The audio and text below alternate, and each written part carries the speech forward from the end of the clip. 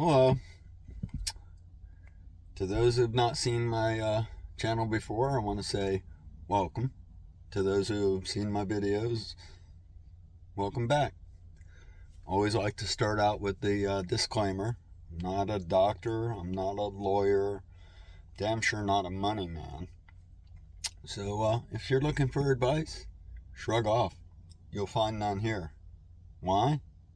Because I'm nobody to you.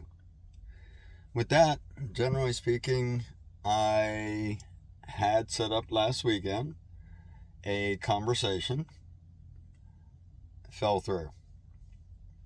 This weekend's wasn't available because that same person got the ick. Now, which ick? I don't know. I'm guessing it's that big one from that place overseas that everybody always likes to complain and talk about. Basically, she got a really bad flu. I'm sure she'll be alright. She's relatively young and appears to be rather healthy. I don't know her status, but nonetheless, we wish her well. I hope she heals up soon. And with that, kind of left me with thinking, well, I want to do a video, and maybe one that would preface our conversation. Now, I guess I can give away what the conversation is going to be aimed at. And it's going to be aimed at women in the workforce. Alright, now when I say women in the workforce, no, I don't mean waitresses, secretaries, I mean women in the trades. Women who have labor-oriented jobs. No, we're not talking about pediatrics, okay, or whatever, OBGY. We're talking about women, electricians, plumbers, tile, drywall, concrete, things of that nature. All right, those of us who build the world, whether commercial, residential, or whatever in between, whether it's amusement park rides down in Disney or the little crappy starter home of 1,900 square feet. So generally speaking, women in trades. Well, she's not here, so it would be inappropriate for me to have that conversation because I'm neither a woman nor would it be a conversation. All right? So I thought I'd do one of those ones where I talk to you. Now, in that same vein, I thought I'd talk about basically, how can I put it? Your work ethics. Not necessarily you. You could be that hard worker that shows up every day on time and does as told and is productive, blah, blah, blah, good worker. But we're not seeing that in the upcoming generations.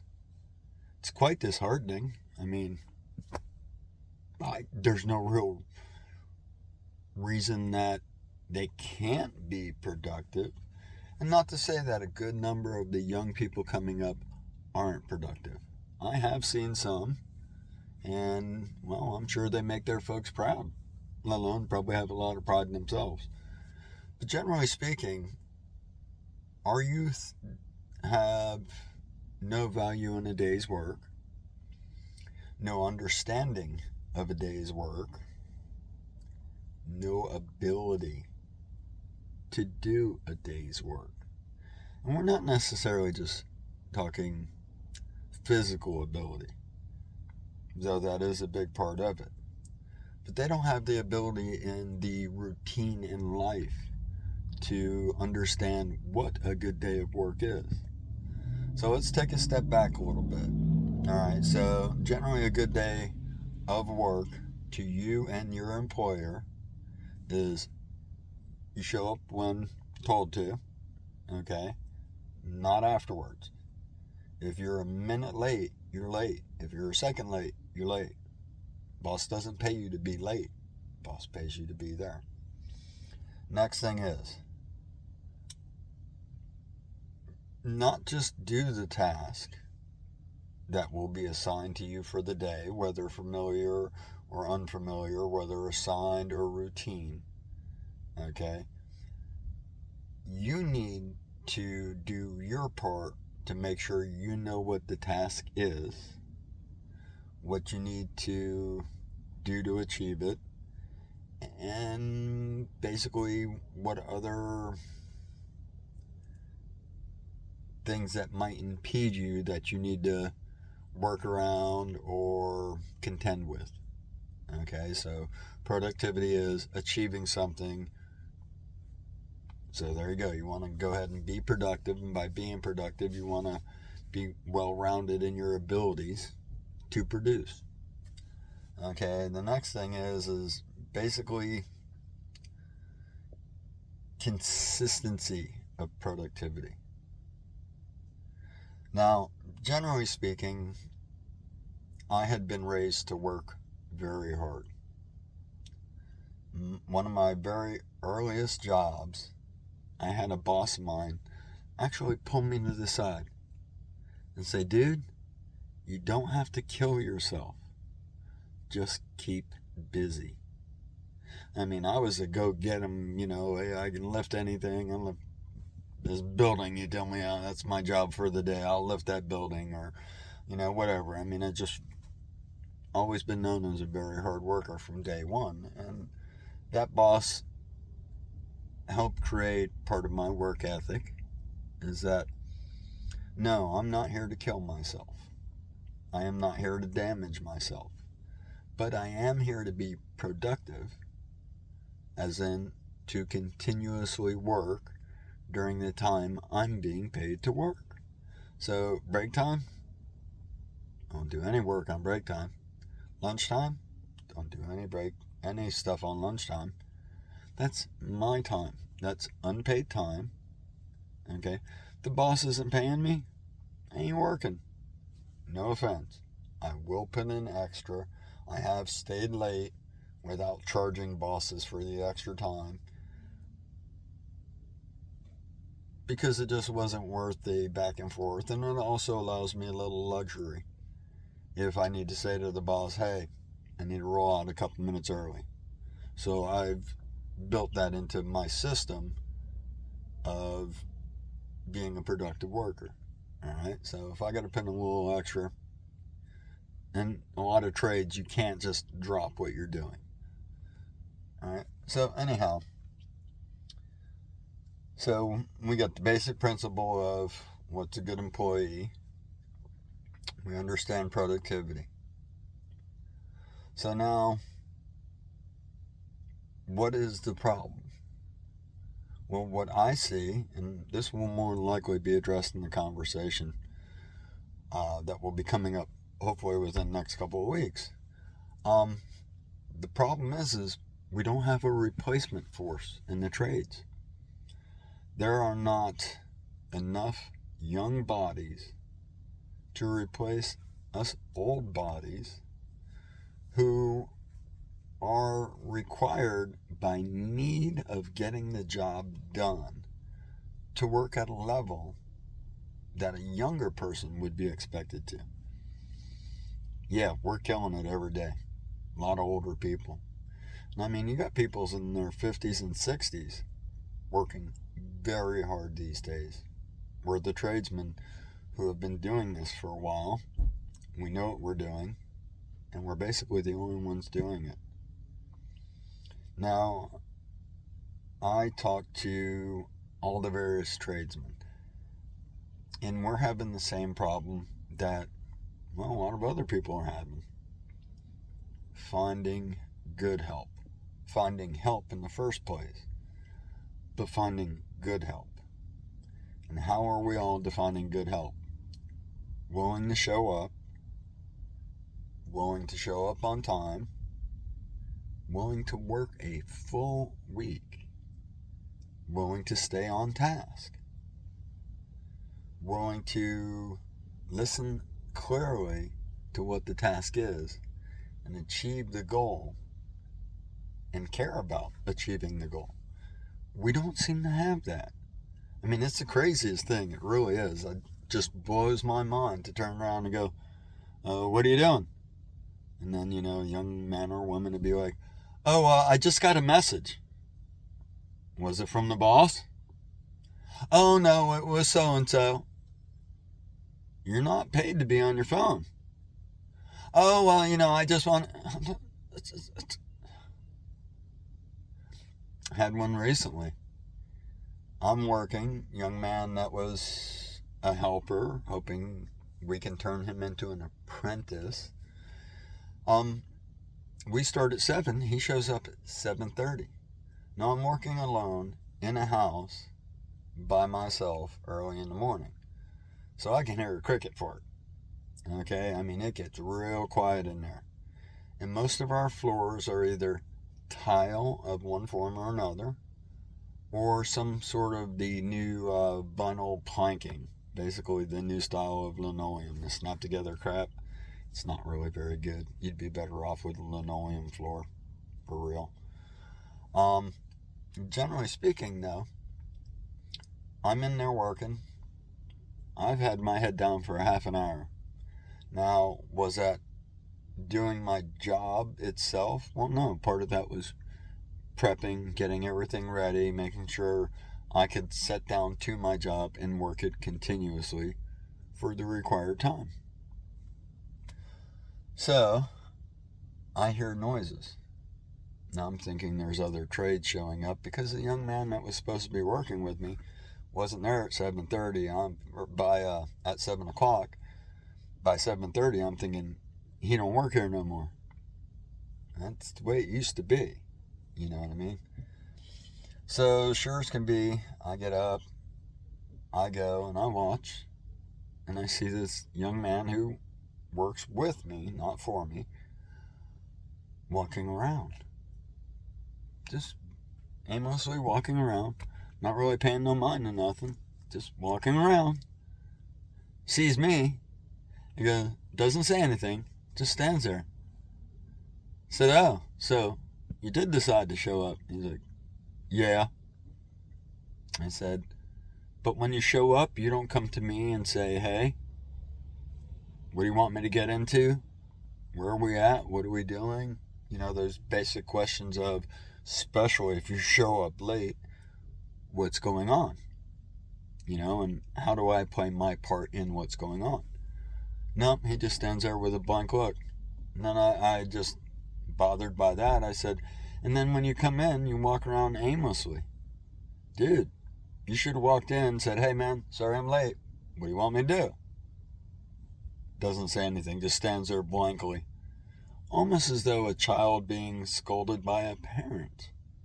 Not an employee being told by his coworker what the situation is, generally to make sure he doesn't get fired. Not as much because I care about him, because honestly, I don't know the kid. I don't care in the least. Really? Nope. I don't know him. I don't care. I do care about getting my job done in a timely fashion. And in a way that, well, basically is going to make my boss happy. I'm not necessarily a suck up, but at the same time, happy boss might mean more money for me. Maybe not today, but when time comes. Rather than an unhappy boss, when the time comes to look at you and go, well, you're not very productive, and, well, you don't do your part, I can't see giving you more money. So you can understand my part, I want productivity. So, get the dude working, this, that, and the other. And sure as can be, he didn't pay attention to what I told him to do. And I'm a painter. Now, one of the things I do, and he was fortunate to be tossed in with me because generally he didn't have to do the heavy grunt work. We got to do the finer finish stuff. I do oil. Okay, it's almost all I do. I mean, I can do any part of painting. I've been doing it for 25 years. But I do oil. And at that, I can proudly say I'm respected for the quality of my workmanship. So for me, one of the details is dusting. Oh yeah. If there's a grain of grit, you'll see it. Dust you don't see as much, but you can feel it. And I want my jams, my fireplaces, my shelving, all that stuff, baseboard, doors, it doesn't matter what it is. I want it to be dust free and grit free, and I want it to feel like a piece of glass as well as hopefully look like one. So I had told this young man, go around and sand all this stuff and dust it. I told him, I said, look, it should take longer for you to dust this stuff than to caulk, putty, and sand it, because you have to be that detailed about the dust.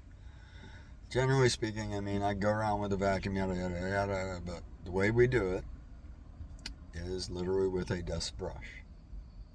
Now, with doors and other things, I'll wipe them down after I hit them with the dust brush. We're that detailed about the dust. So, I make that point to him, make it clear that the dust is everything. Really, really, really. So, sure as can be, he's not following what I tell him. I ask him why not. He says, well, I don't feel like it. I let him know straight up, look, I have the authority to tell you to load up, get in that little piece of crap car of yours, and get down the road. Alright? There's reasons I tell you to do what you do, and the reasons are not necessarily needing to be explained. You're to do what you're told because there's a purpose to what you do. And in the end, we end up with the product that we end up with. So about, I don't know, we're doing baseboard, so about 4 feet further, kid does everything absolutely in reverse. No, the process has to go in a series of steps for a reason. So now he's got caulk. He hasn't puttied yet. Hasn't sanded yet. He dusted it. Now, it's funny too because, alright, he's learning this, that, and the other. Kid been with me for 2 weeks. Alright, generally speaking, 2 weeks. Not to the hour, not to the minute, not to the day. Generally speaking, 2 weeks. Yeah, no. So, sure as can be, I show him the error of his ways. Okay. So we come into another situation. It's another day, another house. And I said, look, we got to get you into a brush. We got to get you working with it because that's part of what I need you to do is be able to paint. Not just to prep. I need you to be able to paint. So sure as can be, I set them into closets. They're small areas. And generally speaking, they're out of the way. So if he butchers them, my repairs are usually going to be a little easier because I can let some stuff slide. Closets are one of those. Nobody goes in a closet. In a main room? Oh, no. In a master bathroom? No. Areas where people spend the most time? No. That stuff all has to be spot on. As much as we can make it spot on. Sure as can be. Kid does what I tell him as far as painting. What doesn't he do? The thing I've been preaching to him for over a week about. Dust. I go in there and that stuff not only has dust in it, it has grit. You could literally run your hand down the board and feel where he had dusted parts and not parts. So he wasn't thorough. He just crossed there one time with the thing. There you go. Hit it with paint. Thinking he's good. No, it was terrible. And it's funny too because I said, well, what do you think of it? He goes, oh, I think it's all right. I looked him straight in the eye. I said, it's garbage, dude. I said, it all has to be redone. Go start redoing it. And I explained what he had to do and how to do it.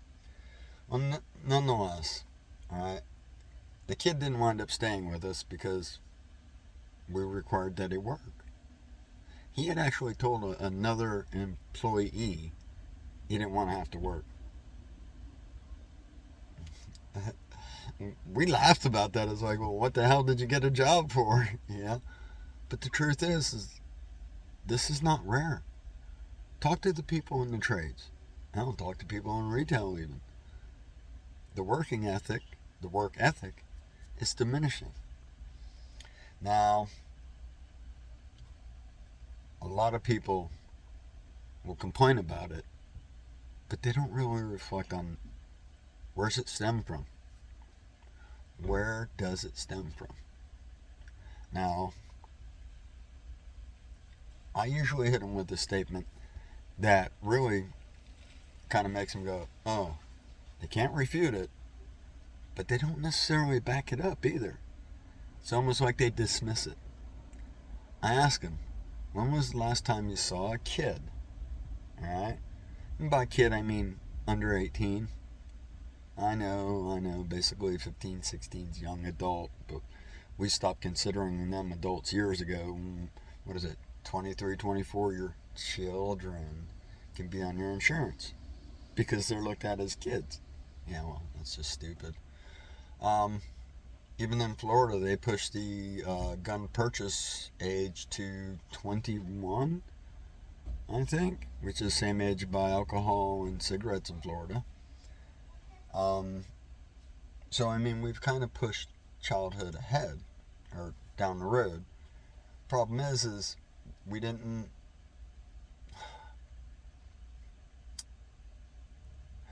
We're not instilling adult aspects into their life at a younger age. When was the last time you saw a kid mow a lawn or rake leaves? Now, truth is, part of the reason is how spoiled and how luxurious of a life we live in the good old United States of America. Generally speaking, people can pay to have their yards mowed. And I know in my area, God, there's so many companies that do that. So many companies. Oddly enough, most of the people I see mowing seem to be about 30s and up. Yeah, 30s and up. And now, don't get me wrong, there are younger people out there who are making the buck and busting the hump and getting her done. But generally speaking, they're the rare breed. Now, they'll be successful because at that age, if you work hard, bank well, and basically try to live a good life, stay out of trouble, stay out of jail, generally you'll do well. But the thing is not too many kids are being taught that. They're not being taught that, hey, at 10 years old, you can go mow old lady Gertrude's yard for, I don't know, let's say she got a quarter acre for $35. And we'd eat it, maybe included. But at the same time, they're not being taught that because, oh, why would I want to do that? You'll buy me whatever I want. And at that, I don't really have much for want because I've got my phone and my video game system. That's my whole life. It's a shame. I asked an old lady one time. She was in her 90s, and this was some 10 years ago. So her perspective was a 100-year perspective at least. Where did we go wrong? Now, this nice lady, straight up, without a second thought, without any kind of moment of pause, said, oh, we did that. Wow, what a statement. Said, okay, well, I agree with that to some degree, but what do you mean? She says, well, when I was young, we didn't have much. You know what I mean? As far as like food, they ate mainly vegetables and starches.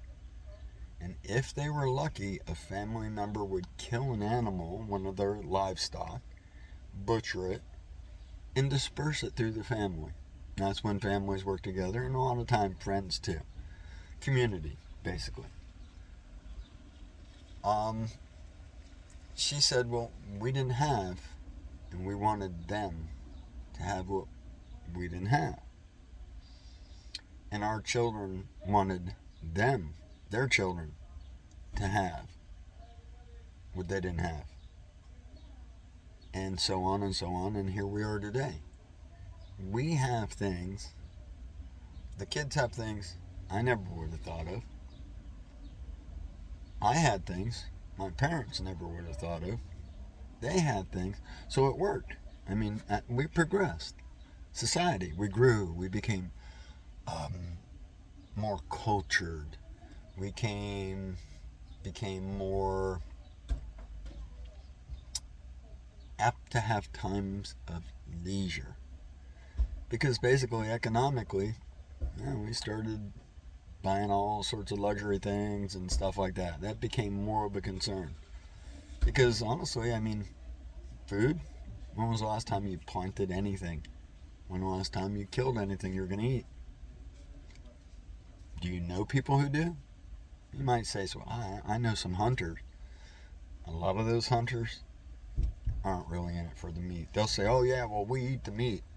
I cannot tell you how many good old boys I know have wasted, absolutely wasted, refrigerators full of food because it sat there for so long.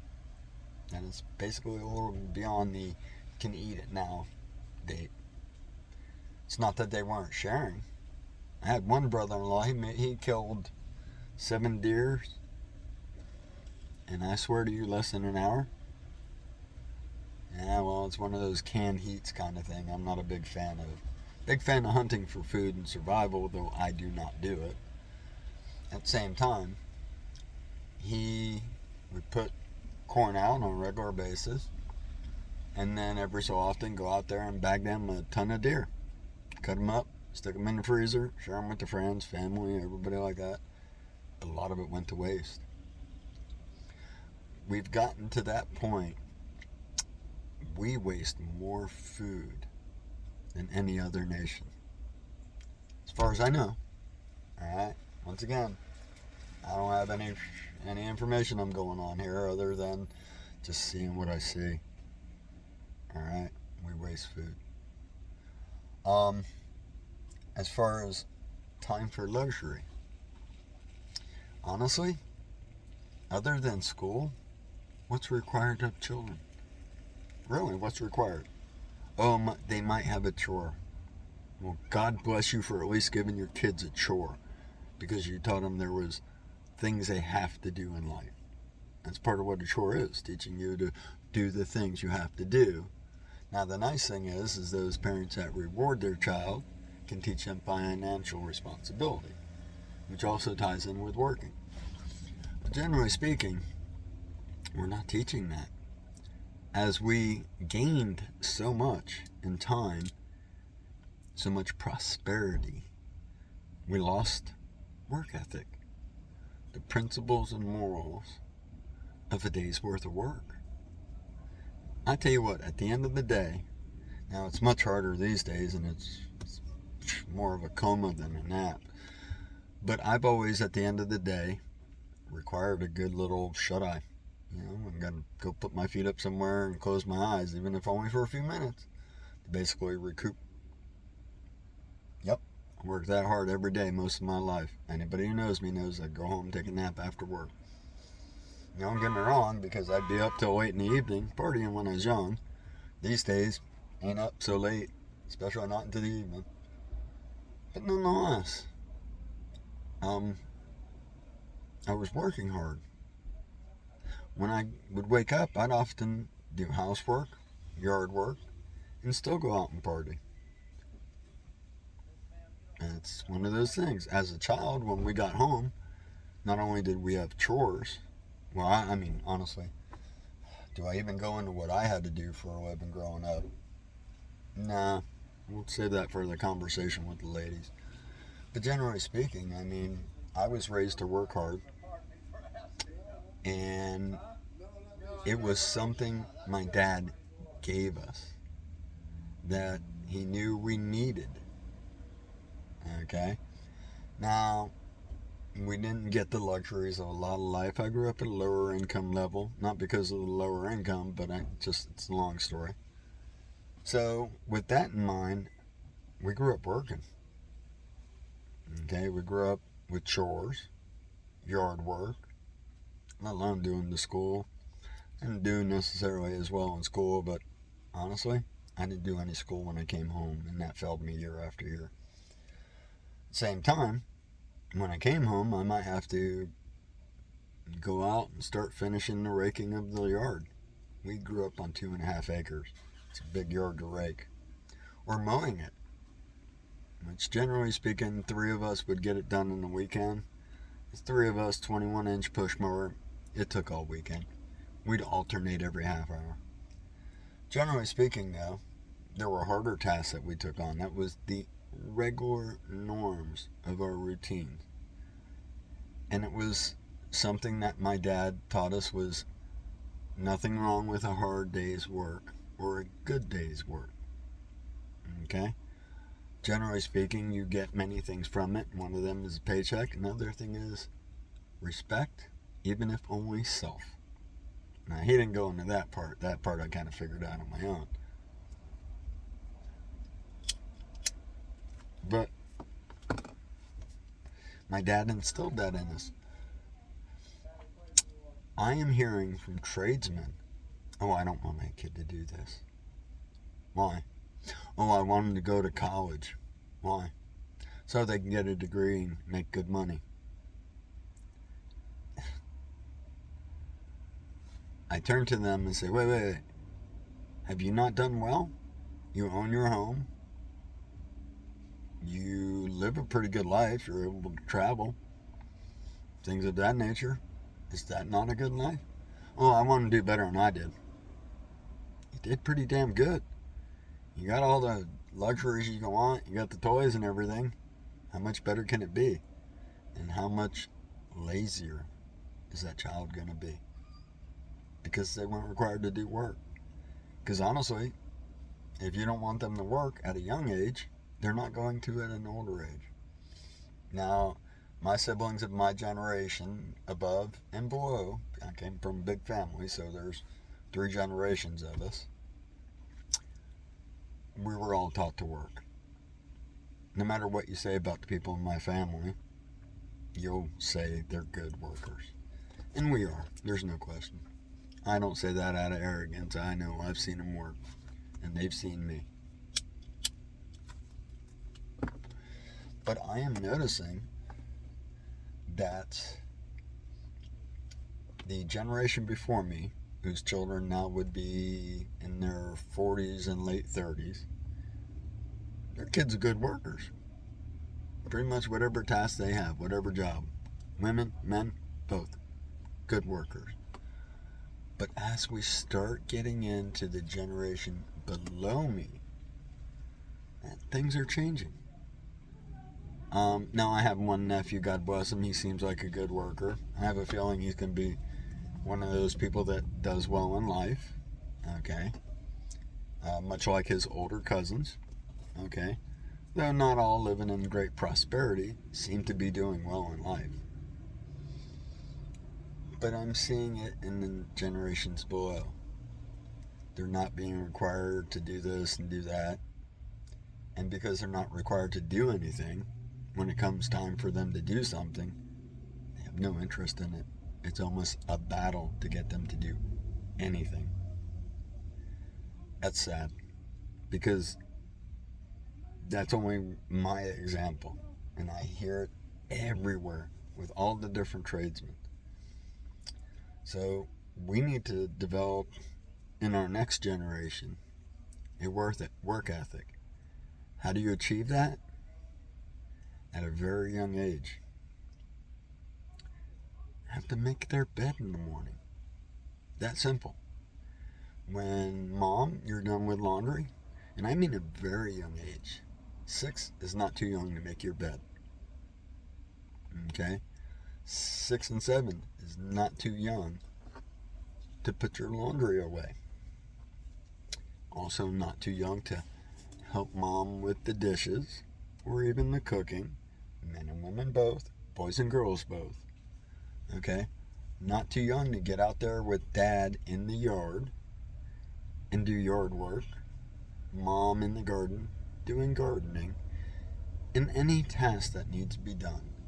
Now, Do they need to be done with a parent? Only in those first few years. By the time your kid's 10, they should be able to mow a lawn. They should be able to plant plants. They should be able to rake a yard. So, oh, well, that's terrible to put kids through that labor. Really? Let me tell you a little blessing about doing labor at a young age. We were incredibly fit. My God, were we fit. Actually, terribly skinny too. I've always been skinny, I'll always be. Well, I shouldn't say I'll always be. My twin brother proves otherwise. But nonetheless, always been skinny. So, with that in mind, how can I put it? We weren't bullied, we weren't picked on, even though we were skinny. Because there was only so much. They might run their yap, but people didn't want to put a hand on us. Because you can see we had muscle. And we were fit. Probably not an ounce of fat on us. Pretty good muscle for skinny people, though. People recognized it. Also, it gave us, how can I put it, a sense that whatever else had to be done wasn't such a big deal. I mean, really, compared to what I was doing in my yard, oh, this ain't so hard. And even now in my life, whenever boss man say, well, I never got a tough job, it's like, tough job? Take a tree out by its roots. Not cutting it down, cutting the roots, felling it with the root and the stump and everything, the tree all together, and then dismantling it. When you dismantle it, you don't have a chainsaw. You don't have one of these big push saws. You have axes and hatchets. So basically, we would fall trees with nothing more than shovels, axes, and hatchets. I know what a taproot looks like. I knew what it looked like when I was 10. Okay? I cut taproots. Reach in there with a hatchet, in under the root ball, and cut it. So whatever I do from now on, not such a bad day at work. And I've had some pretty tough days at work. Not such a bad day at work. So that taught me though. Alright? It taught me what real hard work was. It gives you a confidence. And I can do it confidence. And it's funny too because people are like, oh, he's arrogant. Thinks he can do anything. Well, I've done some pretty good stuff because of the I'll take on the challenge work ethic. Boss man says, oh, I got this, I got that. All right, well, what needs to be done? What's the rules? What's the blah, blah, blah, blah? I'll do it. And it's not really paid off economically. Things have gotten done and gotten done right.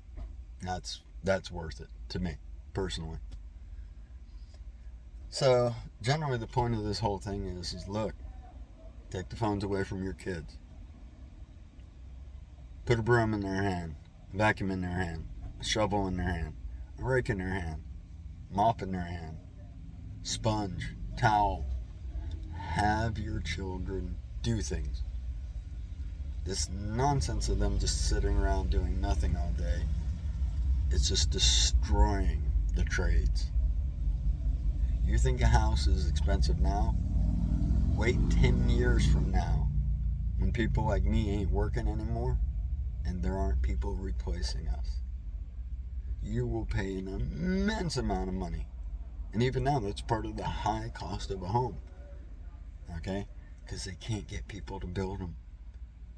That's it. If we had more people building them, they'd be cheaper. But we can't get enough people to produce quick enough to keep the price down, supply and demand.